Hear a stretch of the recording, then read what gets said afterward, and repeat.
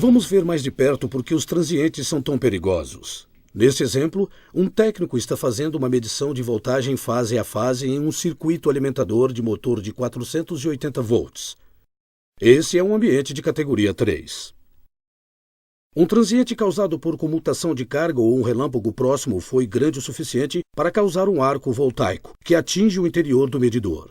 Correntes de curto-circuito com milhares de amperes podem fluir por diversos microsegundos.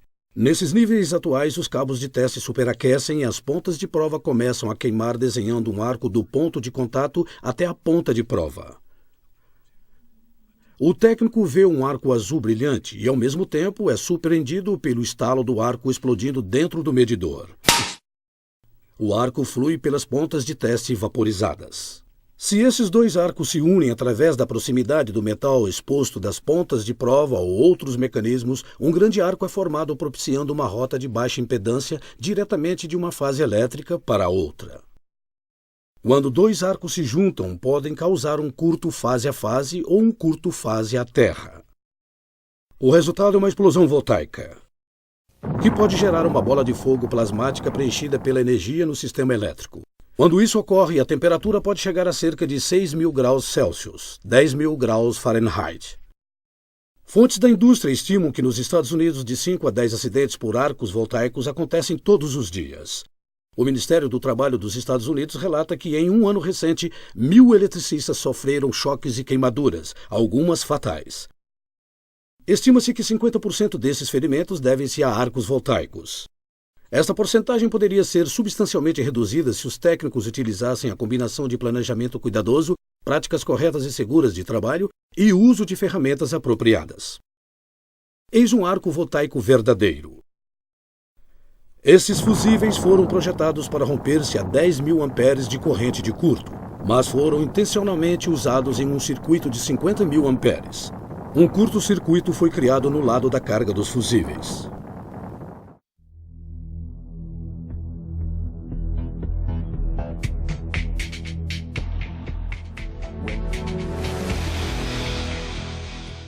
My name is Ed Manthei. I've been a professional electrician for over 35 years in Eastern Washington, doing primarily commercial and industrial electrical work. About 2.5 years ago, I had a personal experience with arc flash. I heard a buzz, and then after that, a major explosion. I was able to get my eyes closed, I think, and my head back a little bit, blew me back on the floor. Next thing I remember, I was standing in the corner and I couldn't see, and my shirt and stuff was on fire, which I didn't even realize at the time, being as I couldn't see it. You know, me personally, I've always been accused of being too safe, overly cautious, because it's hard to prepare for something you can't see. Make sure that you use the proper safety precautions. I guess the bottom line is you can't be too careful. Transientes não são a única fonte de risco de arcos voltaicos. Na verdade, um dos mais comuns usos indevidos de multímetros de mão pode causar uma cadeia semelhante de eventos. Se o usuário deixar as pontas nos terminais de entrada para amperagem e conectar acidentalmente as pontas do medidor em uma fonte de voltagem, acabará criando um curto-circuito no medidor. Por esta razão, os terminais para amperagem devem ser protegidos por fusíveis. Estes fusíveis podem ser a única barreira entre o usuário e um desastre potencial.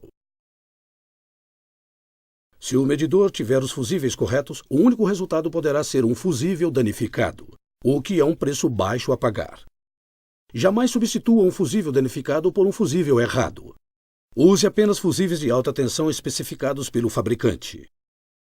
O sistema medidor Fluke inclui o circuito interno do medidor, fusíveis e os cabos de teste fornecidos com o instrumento que funcionam em conjunto para interromper apropriadamente correntes de curto que excedam 10.000 amperes. Os cabos de teste e outros acessórios também podem contribuir para o perigo. Os cabos de teste podem desfiar ou sair das conexões do medidor. Se a ponta de prova for conectada a 480 volts e um cabo de teste descascado ou com classificação inferior entrar em contato com outro condutor, um curto pode ser gerado. A mesma coisa pode acontecer se um cabo de teste desencapado sair do medidor e tocar um condutor. Torne parte da sua rotina inspecionar seu medidor e seus cabos de testes antes de usá-los.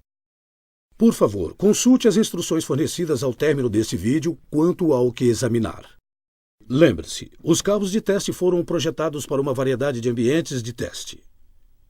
O que é apropriado para uma placa de circuito em um ambiente de categoria 1 pode não ser apropriado para os circuitos de 480 ou 600 volts.